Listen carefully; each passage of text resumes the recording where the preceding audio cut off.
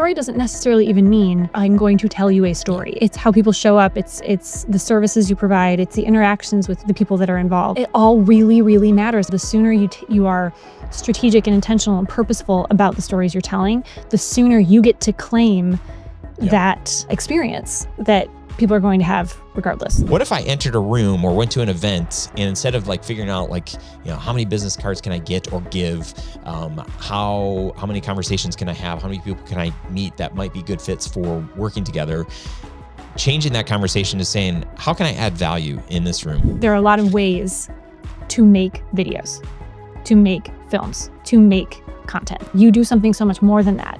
You have to tell people.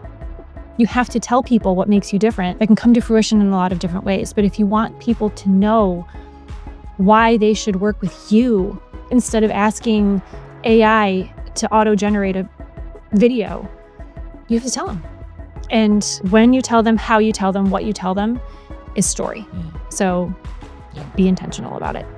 In this episode, you're gonna learn why not telling your story is costing you ideal clients and how to shift that fast. We go over a simple mindset hack to stop feeling braggy about your personal brand, even if you're behind the camera, and the hidden marketing move that turns past clients into your best sales team without sounding salesy.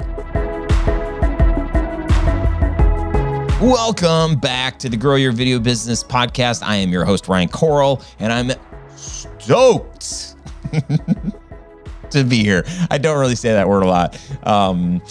Today I'm joined by my brand new friend, Lindsay. She is founder of Human Brands Win and host of the Actually I Can podcast. Lindsay's been a strategist and marketing leader for over 20 years, and she's worked with everyone from scrappy startups to big enterprise companies. But what I love most about her is her mission to make brands more human, especially in a world where AI generated content, it is everywhere.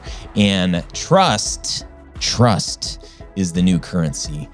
This episode is packed with some practical ways to build trust, to own your story, which is like weird because so many of us are used to telling everybody else's story, but this is how you will stand out from the crowd, especially if you're a filmmaker who's been amazing at telling other people's stories. You can do this. You've got this in you, but it's time to start telling your own. Before we get into the episode, I just want to let you know we are opening the doors for a brand new mastermind that is starting this summer. So if you missed out on joining the most epic mastermind that has ever been made, we started in January. I can't talk. January, we retreated. Wow, I'm making all sorts of noise. We retreated in Florida to start the year off, and this group This group is on fire en fuego, as I like to say. Not sure I've ever said that on the show before. Seriously, like the wins that are coming out of this group. I got a text from one of the members this morning, just huge, is taking a huge step in his business, and just wanted to thank the mastermind. We've got another member who was gonna quit their production business about a year and a half ago, joined a year and a half ago, and just reported last week in our last session that they landed a $350,000 contract, which is like their largest contract ever. Everybody in the group is just like, what the heck?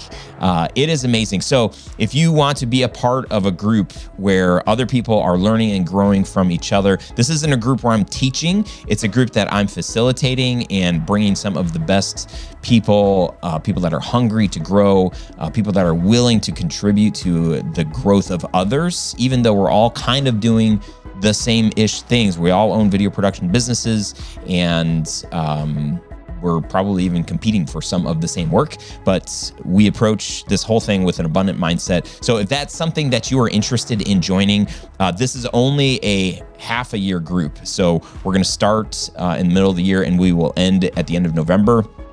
And then we'll take time off in December. And then if you're interested and it seems to be a good fit for 2026, then you'll be able to sign back up before the start of next year. So this is only it's like a 5-month commitment, I think it'll be.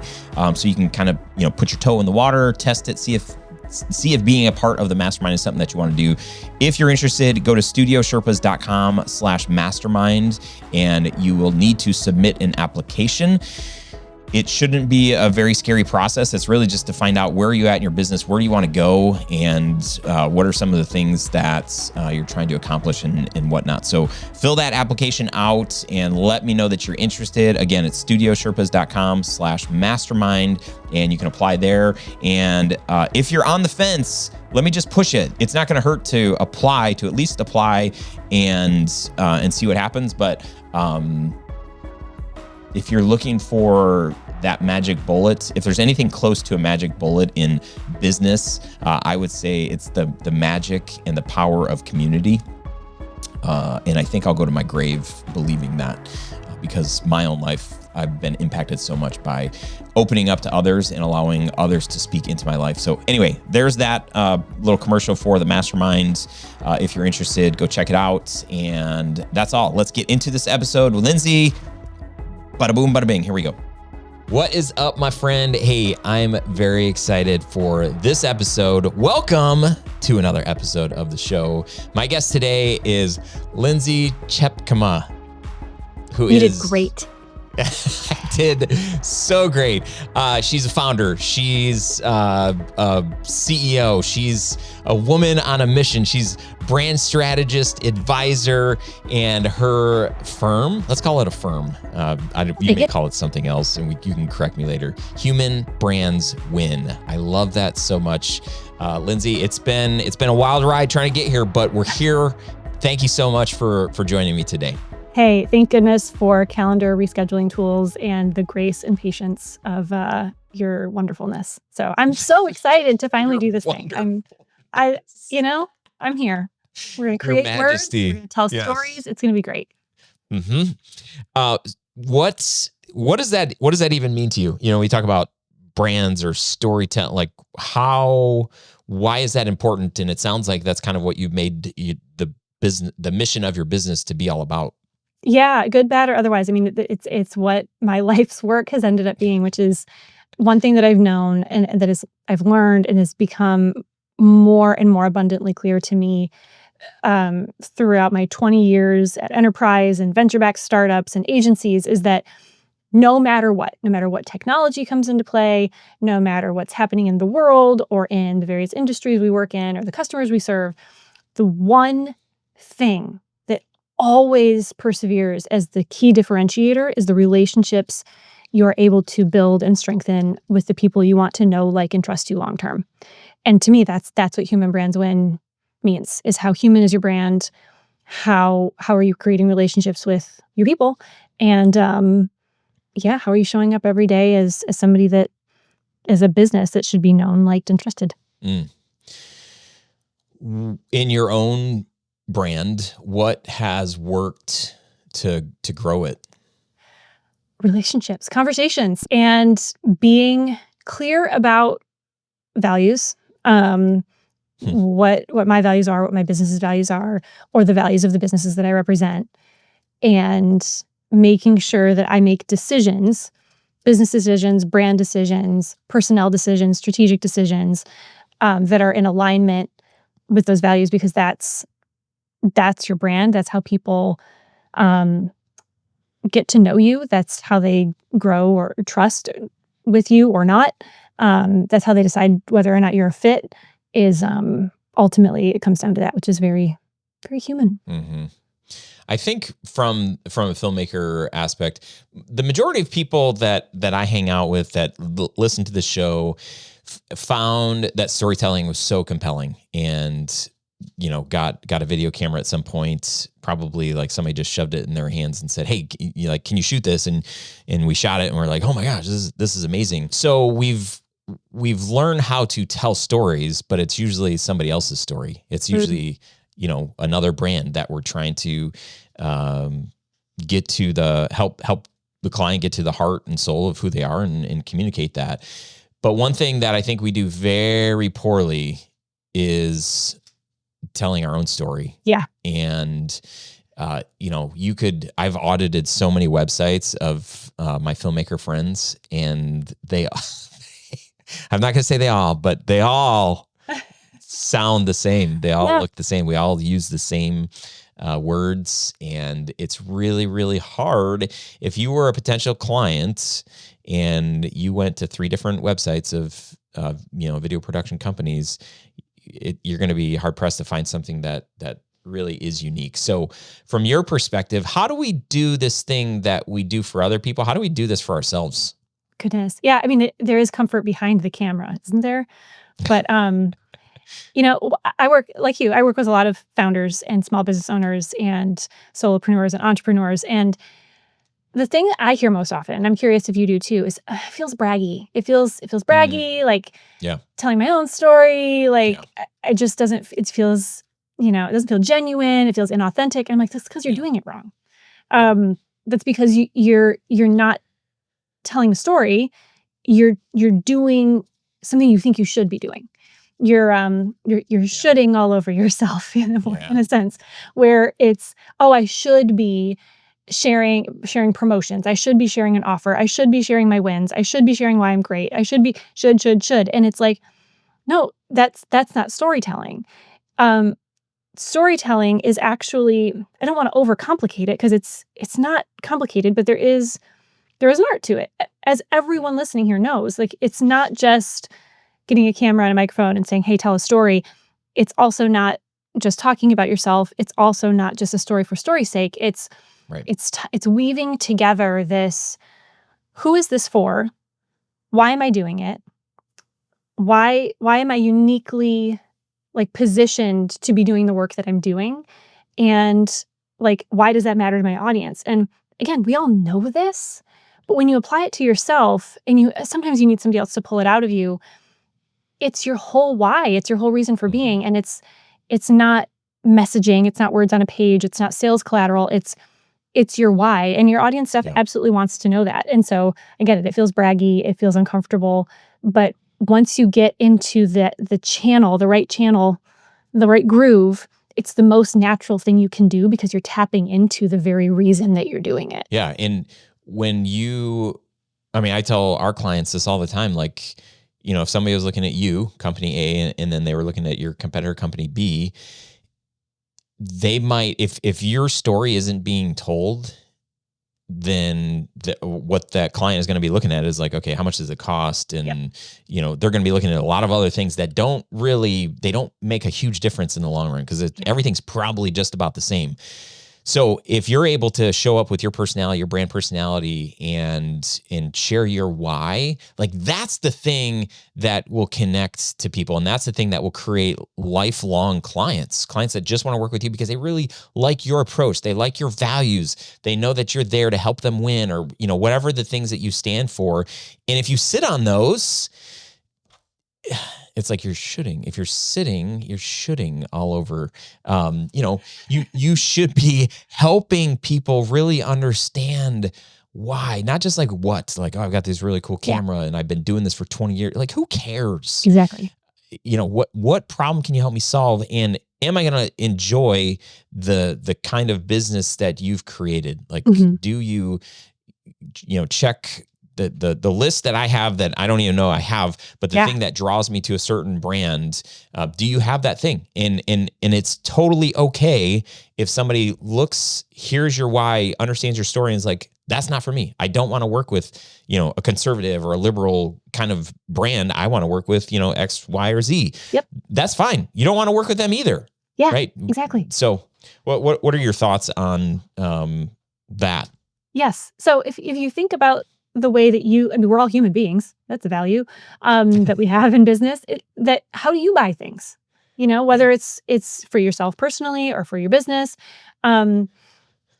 whether you realize it or not, you do buy based on brand. You at least interact based on brand. People buy from people. We hear that all the time. It's absolutely true.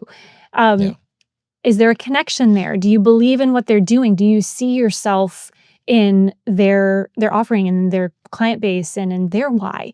Is there alignment there? And if you, like you just said it, if you don't provide that and you and your story, because we're telling stories all the time. If your story on your website or in your content or lack thereof is, we will make this for you, this is the cost, then that's your story. And you're going to be a commodity to people that I think would otherwise really value a whole lot more. Yeah. Tell people who you are so that they know whether or not it's a fit. I think a good example, we have a local hardware store that's just, I don't know, I think they might just be in Michigan, Ace Hardware. I don't know. Oh, yeah. Are they a national brand? Oh, yeah. National brand. Okay, let's not talk about it. When I lived in Royal Oak, there was a hardware store right downtown. I can't remember the name of it. Amazing. You go in that place, everybody wants to help you. Everybody knows everything about, how to fix your toilet or whatever. Versus, well, let's just use Ace Hardware as the other example. This place, like, they have a story that is very unique from Ace Hardware. Ace Hardware might have a little bit better prices, bigger selection, whatever. But when I got to choose, I was going to that hometown mom and pop shop every time I could because I liked the people. I liked how helpful they were. It did. And then you look at something like Home Depot and it's like, wow, this is like a very different feel. Right. Sometimes I've got to go to Home Depot because they're the only one that has the thing. But if I've got a choice, I'm going to go to the place that I actually care about. I'm rooting for this company. And it's because I know a little bit about their story and about their values. They believe in the hometown and they want to support the people that live in that community. And that's like, yeah, that's who I want to.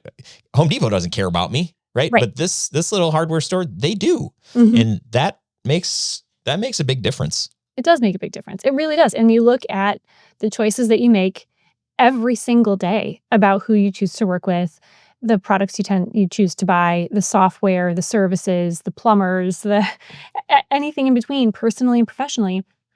Again, brand matters. The story, and the story doesn't necessarily even mean I'm going to tell you a story. It's how people show up. It's the services you provide. It's the interactions with the people that are involved. That all, again, that's why I say it goes back to values and who you are and why you're doing it. It all really, really matters. And I think all too often I see founders and business owners who are, because I am one, I've been one multiple times, you too, you're busy. And so all that stuff gets shoved to the back burner. But again, your brand exists regardless. The stories that you're telling come together no matter what. And so the sooner you are more intentional, the sooner you are strategic and intentional and purposeful about the stories you're telling, the sooner you get to claim that experience that people are going to have regardless. And they will make up your story if you don't. Yeah, it's not like it's an absence of a story or the story you write. Like it's there no matter what. The story that Home Depot has written for me, without saying, is like, we're going to have the biggest selection, have the cheapest pricing, maybe have somebody there that can help you when you need it. The story that the small place is telling, without telling it, is like, we care about this community. We're going to have like about the same, better ratio of staff to clients. So we're going to help you like that. And that's the same thing within our video businesses. If we're not telling the story, if we're not saying like, hey, these are the kinds of projects, these are the kinds of clients, this is why we care about these kinds of videos, this is how we think that this can help your business. If you're not putting a stake in the ground, then somebody sees a wedding video that I did 15 years ago. They're like, oh yeah, Ryan, he's that amazing wedding. People, even just somewhat recently, somebody introduced me like, oh yeah, he does wedding. I'm like, I don't do, it's been like so long since I did a wedding video. Like that's not. But my point is, I haven't obviously done a good enough job branding myself for this person to realize like, oh, that's not what we do. That's not who we serve. We've evolved. Yes. But yeah. So I would love to hear from you. Is there one of your favorite stories about a client that needed your help and that you were able to help them show up like this? Like, what was the transformation like for them to go from a place where maybe they weren't telling their story the right way? You worked with them and then they were able to do what? Yeah. I worked with a founder and she was, we met at an event where she actually stood up at a table and was like, because we were all talking about issues that we were having in our businesses. And she was like, yeah, I know personal brand matters, but it just feels so, I don't know, I just feel icky even saying the words personal brand. I would just rather talk about like the successes of the business, and I'd rather talk about my customers and my clients. I just don't want to talk about myself. So I guess that's something I need help with, but I just really don't want to do it. So I talked to her afterwards and I was like, we should talk. Let's talk about why you feel like it was like a therapy session. It's like, let's talk about the words you're using to describe these things. And over time we worked together and like pulled back some of the layers on why she felt the way she did, and come to find out like a lot of the challenges that she was having, and internal pressure and external pressure to be a certain way. And so she didn't want to put the spotlight on her, but she had all these huge like successes as a founder. So I repositioned so that it wasn't her talking about herself. It was her talking about why she started the business and the way that again, she was like, I just want to talk about my customers. I was like, then let's talk about why your customers are so important to you. Let's talk about why you've structured the business the way you have. Let's talk about why you exist in the first place, but not in a way that's like, this business exists to serve customers who. It's like, I started this business because of a very personal like situation and a very like these hopes and aspirations that I had that I knew weren't going to be possible unless this business existed. And I never wanted to be a founder, and we started to tell those stories. And so now not only is she comfortable with a personal brand, but she's telling these stories on stages, and she's like thinking about exiting her business, and she's starting to do like some coaching of other founders, which is like such a turnaround story of like, I don't want to talk about myself. I don't want to be braggy, to ultimately realizing that her sharing her story is not pointing the attention at herself. It's actually shedding light on other people that are in similar situations, and how like by her lifting up her voice, she's actually making it possible for other people to lift up theirs. And so it's been pretty fun to watch. I love that. So for a filmmaker, what's a practical way? Like, you're saying this lady, like she's sharing her story from stage, but most of us are like, we're behind a camera, we're editing. We do need to be doing sales and marketing, but like what's a practical way for this to play out? Is it like, I've got to show up on LinkedIn on the regular, or I should have a newsletter, or I should make a just my story video and then hope that people find it? What do you recommend for my people? Yeah, I think that there's no one size fits all, because some people are comfortable on camera. Some people are like, absolutely not. One thing that I think is pretty hard to argue with is telling your story through your clients' stories. So if you're like, no, Brian, Lindsay, I don't want to be on a camera. I don't want to post things. This is not about me. Cool. You're a filmmaker. Film your clients talking about what it's been like to work with you. And it's not a testimonial video. It's a conversation about what value have you received? What, when we worked together and we went through this process or went through this system and the output, like, what was that like for you? And get to the threads that pull at, that are meaningful to you, the words that are said that are meaningful to you, that get to your why. Share those. Sure, what feels most natural to you on LinkedIn? Where is your audience? Instagram, a newsletter, on your website, absolutely on your website. Start to tell your story through the voices of your customers. Not only is that really great, having some third-party credibility, some social proof, but it takes the burden off you a little bit to like sit there and like tell your story. It lets you capture it through the experiences of people that you've already served. Mm-hmm. I love that. That's a good work hack. The challenge for as a filmmaker, we're the ones that are usually pulling out the sound bites from our clients. So it's like, well, okay, if I'm going to tell my own story, like who's going to, am I pulling out my own sound bites? Like that just becomes kind of a challenge, because it's like, well, I don't want to hire another video company because this is my business. So, but I think that idea of trying to sit with some of those questions yourself as the business owner and just try to articulate pretend like you're on a podcast Yeah. and somebody just asks you the question, like, why do you care about this work? And what's a client success? What's one of your favorite client success stories? And all in the service of like trying to land more of your ideal clients so that you can help them, not so that you're showing up bragging about all the great things that you've done. It's like you're building a business. You can't rely on hope marketing. You can't hope that people are going to find your videos and see how great you are. You've got work that you need to do if you want to build something that is predictable. And raise your hand if you would like some predictability in your business. That's everybody, right? It's true. And if we're not doing anything consistently, then it's just going to be like, oh, random job came here, random like dry spell for 3 months came here. It's like, it's hard to survive. It is without making time to do it. But I love the idea of like, hey, if nothing else, hop on a Zoom call with one of your favorite clients and just ask some of those questions to get them to tell the story of how you're different, why they chose you, why they keep working with you, what's the transformation that you performed or help them achieve through your videos. And listen, I think it's a great one. You mentioned pretend that you're on a podcast.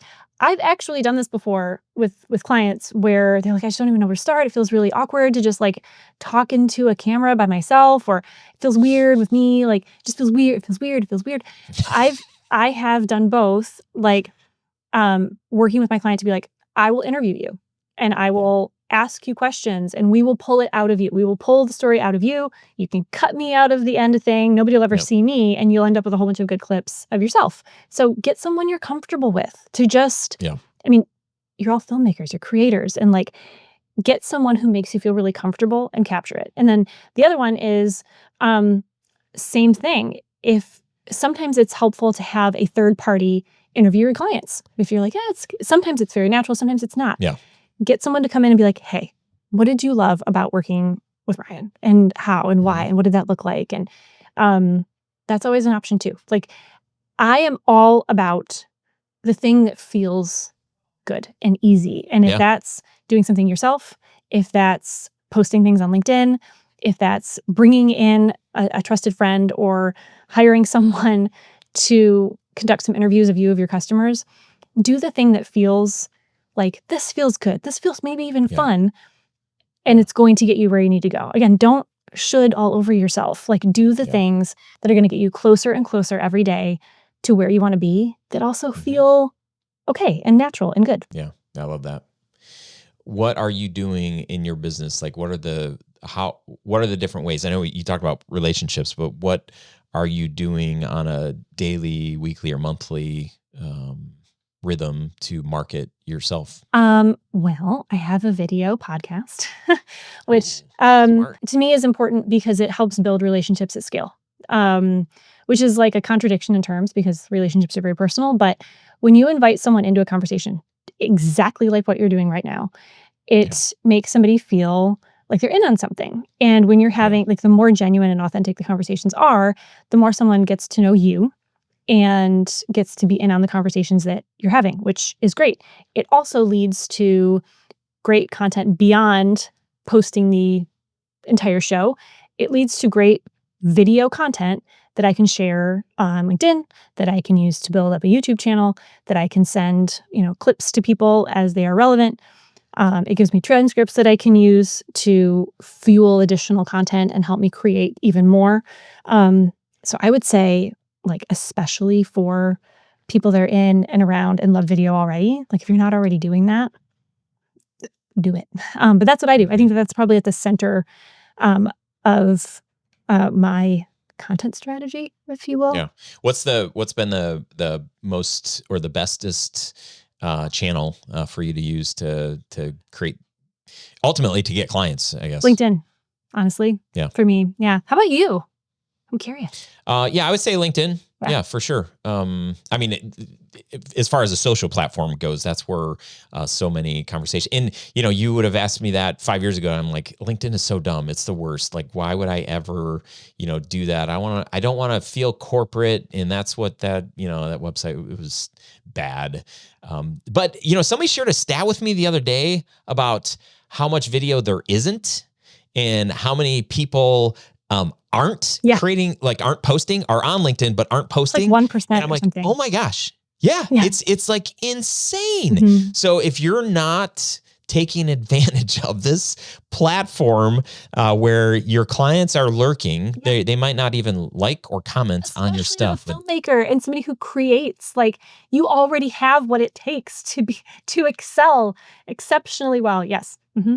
Yeah, actually, we shouldn't be saying that because then that is like watering down what I'm doing. Yeah. So don't go to Don't LinkedIn. do It's a it. terrible. Yeah, don't do it. It's dying. Yeah. Go to somewhere else. Somewhere else. Well, I would say LinkedIn, and then also in-person events. Yes. Are very much back, and it's pretty incredible being able to be with people face to face. But I think that the two fuel each other. When you meet a whole bunch of people on LinkedIn or other social platforms that people should be using, so that we can take over LinkedIn, just you and me.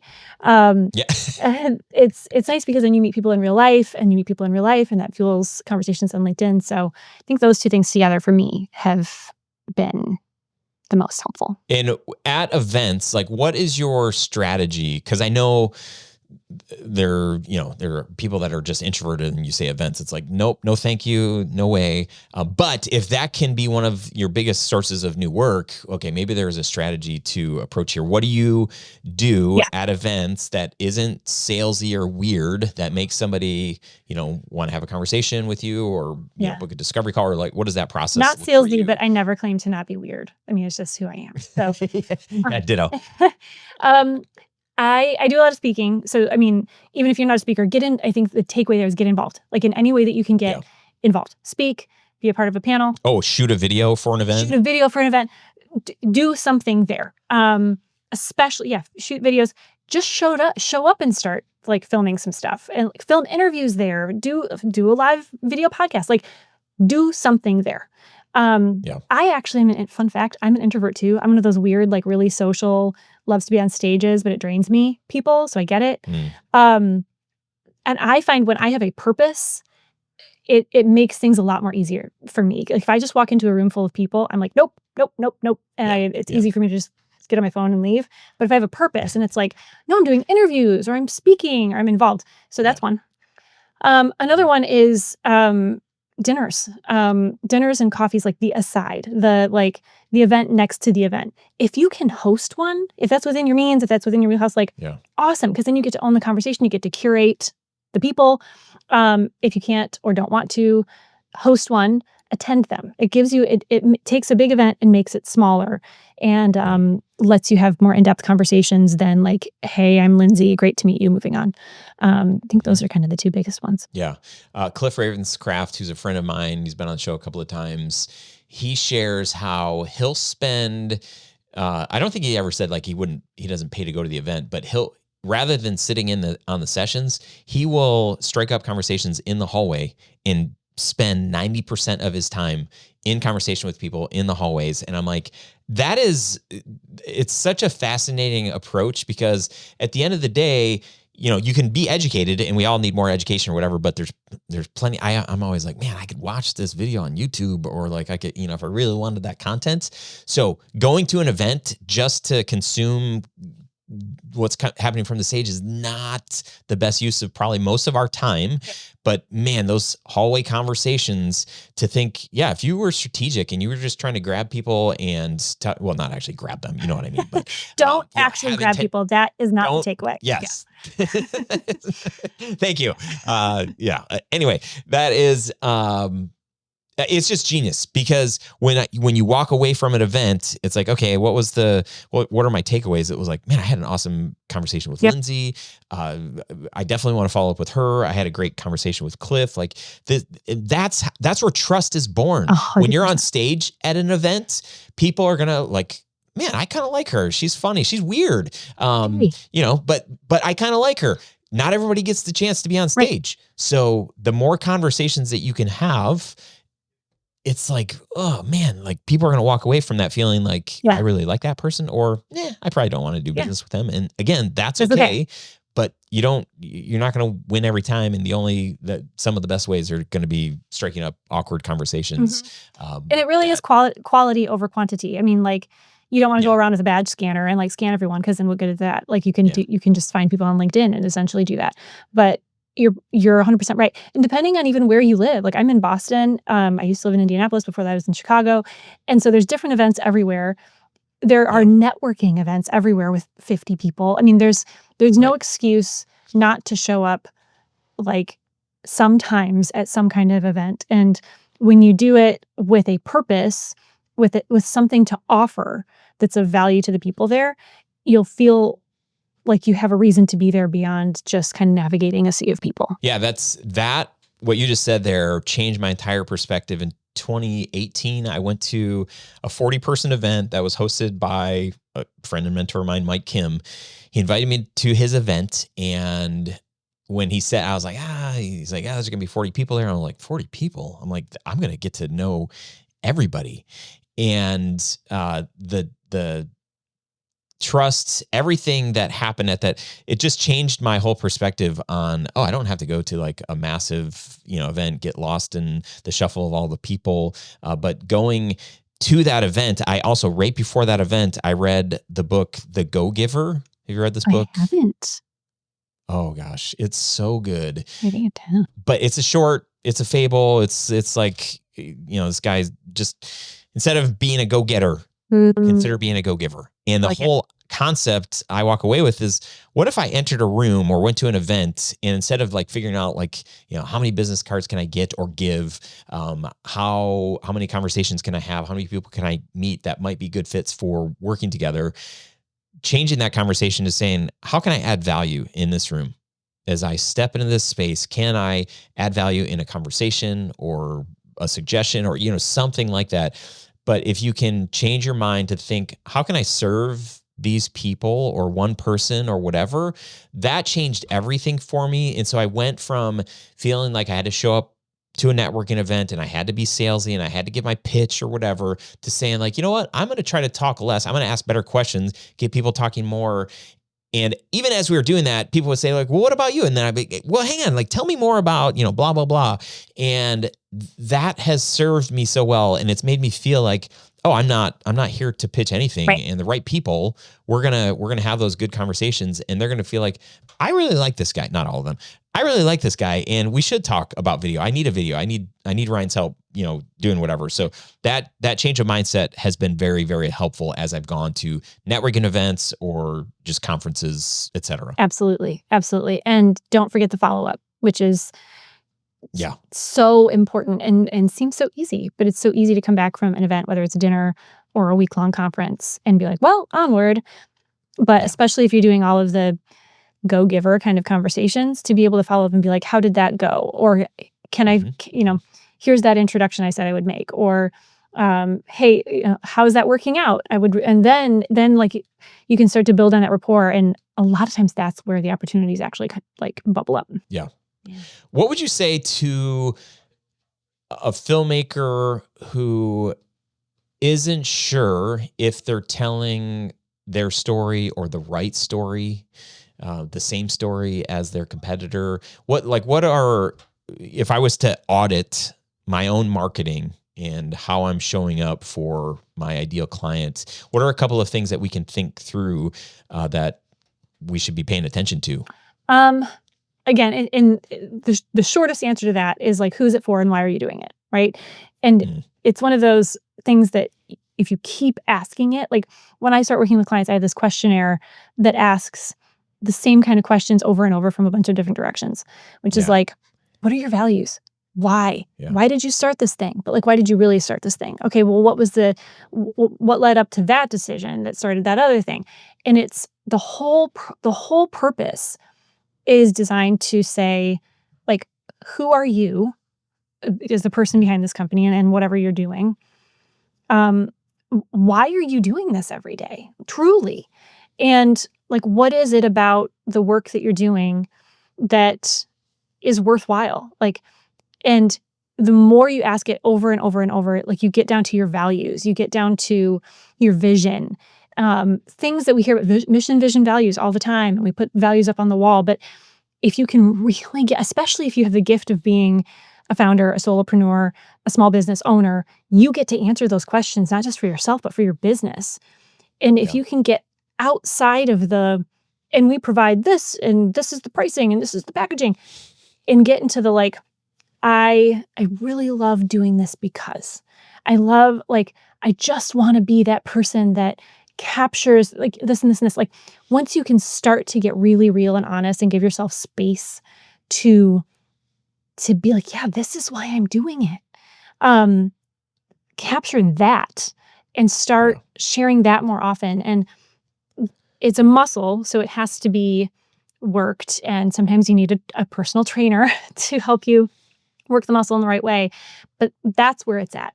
Those, at the end of the day, like, it's you, hi, you're the differentiator. It's you. Not your products, not your outcomes, not your outputs, not your deliverables, not the way you film or the lighting you use. It's you. And when you know that and can capture that and the reasoning behind it, that will always be the difference maker. I love all of that. And you started touching on something that I was going to follow up with. Do you think that somebody could actually ask those deep questions of themselves by themselves and get what they need? Sometimes. I mean, that's what I do quite often. But here's a way. So I'm really careful. And I was like resistant with AI, and I'm still very careful about AI. But this is one area that if you're like, nope, I have no budget, I don't want to hire anybody, I don't want to work with anybody, I don't want a personal brand advice, I don't want to do that. AI can be a really interesting helper. And like, we don't even have to go down that whole path of how and why, and is it a custom GPT? There are ways to do it, but look into that, because you can have like ChatGPT interview you, and it doesn't go anywhere. It does not, please, for the love, do not make it your messaging. Do not put whatever it tells you on your website, but it can ask you questions and give you feedback, and you can just sit there and be open and honest. So like, you can. I've actually found it really hard to do it myself, and this is the work that I do with other people. But you can answer your own questions. But yeah, it's so much better and so much more effective if you can work with a human, ideally. If not, look into what AI might be able to do to help you just get to know your why better. Yeah, I love that answer, because that's kind of my answer. It's like, if you can't do this on your own. It's like really hard to ask yourself, well, really, Ryan, is that really why? You're just too close to it. Tell me more about that. Yeah, you're just too close to it. So having a tool like ChatGPT that can ask more questions, could even send, give you some follow-ups like, really, Ryan, is that really? But the nuances and just the beauty of talking to another person that has a soul. There, and also is gifted in the way of pulling out story and helping people navigate the blocks that we've built that have not allowed us to really articulate or understand why do I do this? Yeah. And for somebody to sit there and just be there as somebody is processing. I think the kind of work that you do is,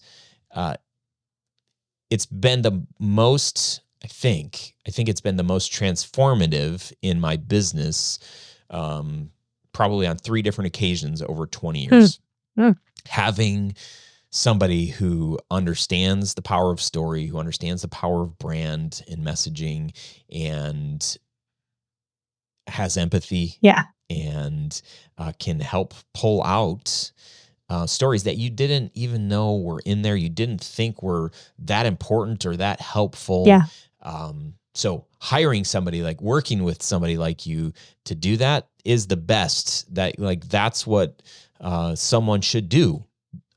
If you don't have the money, or you just think that maybe it wouldn't work, sure, start by, writing the answer. Why do you do this work? Why do you care about it? Like, who's it for? You could probably answer those, but then, take them to ChatGPT and just say like, okay, challenge me, like, become a brand strategist and help me get to the heart and soul. Here are my, the answers that I know. But even that, it's only going to get you so far. And then the confidence that you feel when somebody lays out, okay, here's everything I heard. Here's what I think. Here's what I'm sensing. Here's what, like, that's very different than what ChatGPT will give you. Some great answers and some probably more helpful copy than you already have. But to get that really soulful response and guidance, that's really going to come. I mean, you said it. Only can come from a pro. Yeah. I couldn't agree more. I mean, it's like good, better, best. Like doing the work at all. Yeah. Answering your own questions, giving yourself an hour to self-reflect. Good. Yeah. Better is getting into ChatGPT, doing a little bit of research about how to do this, so you don't just go to ChatGPT and say, "Hey, ChatGPT, what's my personal brand?" Like, it takes some work. It's not instant. It takes some time, and it takes some nuance of figuring it out. And best is working with somebody who can pull out the story and the business opportunity. That's a part of it too. It's not just like, "Wow, Ryan, that's a really great story." It's like, and therefore, if you frame it in this way and use it in this way and position it this way, it could really resonate with your audience for these reasons, and this is how we're going to do it. Like, that's ultimately, I'm pretty biased, but I think that it can be a game changer for businesses and for the Well, also what's interesting too is like the confidence when I, having walked away from brand strategy sessions with professional branding people, my confidence level just like shoots through the roof. I'm like, wow, like that's what we do. This is our okay. Yeah. And so like it's hard to put a price tag on the level of confidence that you walk away with. But also like if you and I were to engage in a branding session or whatever you would call it, some light bulbs are going to go off for you. You're going to be like, oh, you know what? Actually, now that I know a little bit more about what Ryan does and what he cares about, I actually know somebody that I should introduce him to. Mm-hmm. Or I know I've heard of other stories or other people or organizations that he should really plug in it. That's just not something that you're going to ever be able to get from a computer or AI or whatever. So I think there's just a lot of layers and a lot of reasons why working with somebody to help pull out your story, even though you're a professional storyteller, having a professional that works with you to do that for you is probably worth it. If you've never done it, like, oh my gosh, for me, again, like I said, 3 times that we've branded or rebranded, more than 3 times, but like the 3 key times, just game changers, total game changers. Yeah, I agree. You're like, preach. Yes, I agree with all of the things. Okay, so what is your best advice? So this is this is going to make it all worth it. Okay, here we go. Make it or break it here. Don't screw this up. The majority of us don't spend enough time, energy marketing ourselves. That's just, pretty much any business owner, that's the case. Mm-hmm. And there are some key things that we should be doing, some key questions we should be answering, like who the heck do you serve and why the heck do you do this? Like, and how are you helping people? If you can answer those questions, amazing. And then if you can start articulating them, you're off to an incredible start. So with your passion, with your why, thinking about the video producer who is trying to find or create more predictability in his or her business, wants to create meaningful, impactful films for their clients so that they can serve more of their clients or have a more fulfilling life. What do you recommend, especially in this chapter of our lives where we're competing now with not just the video company down the street, but the artificial intelligence that makes stuff, that makes videos now. What do you got for us? Help us. Yeah. Save our businesses. Save our lives. You're right. In its most basic sense, a lot of people and now a lot of bots, there are a lot of ways to make videos, to make films, to make content. If that fires you up inside and that makes you angry, good, it should. You're a creator. Like, you do something so much more than that. You have to tell people. You have to tell people what makes you different. And that can look like a lot of different things. That can come to fruition in a lot of different ways. But if you want people to know why they should work with you instead of asking AI to auto-generate a video, you have to tell them. And when you tell them, how you tell them, what you tell them is story. So be intentional about it. I love it. This is so good. Lindsay, thank you. Thank you for bringing the heat. If people want to follow along with you, check out what you've got going on. I heard maybe a video podcast. Like where can people find you? How can they check out all the things? Well, if you can figure out how to spell my name, it's lindsaytjepkema.com. And I'm also really active on LinkedIn. I'm also at humanbrandswin.com. Either one, send them to me, because when you have a last name like mine, it can be difficult. And then the show is called Actually I Can. So check that out as well. I love that. Actually, I can. So good. Well, I am grateful. This has been really fun, enlightening. I took some notes, but thank you for coming and serving me and my peeps. Thank you. Today. This is really fun, Ryan. Thank you so much. Thanks for listening, my friend. Hopefully this was a good episode. Hopefully you got some good takeaways, or at least one good takeaway. Let me know. I would love to hear from you. You can email me. My email address is ryan@studiosherpas.com. If you're watching this on Facebook or YouTube, you can leave a comment and just say, man, this stood out. This was good. Your guests are amazing. Here's a suggestion for another guest. Hit me. What do you got? How can I improve the show? Because, as weird as this might sound, I make it for you.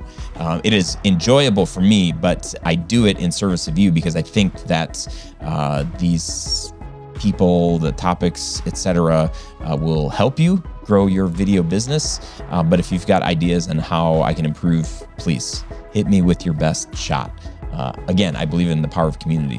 And if you're interested in the mastermind, again, reminder to go check out studiosherpas.com/mastermind. There's limited spots. I'm only opening one more group. And again, it's going to be a short run group. It's going to be about a 5-month commitment, and we're going to do some great stuff together. So if you're interested, go check it out, studiosherpas.com/mastermind.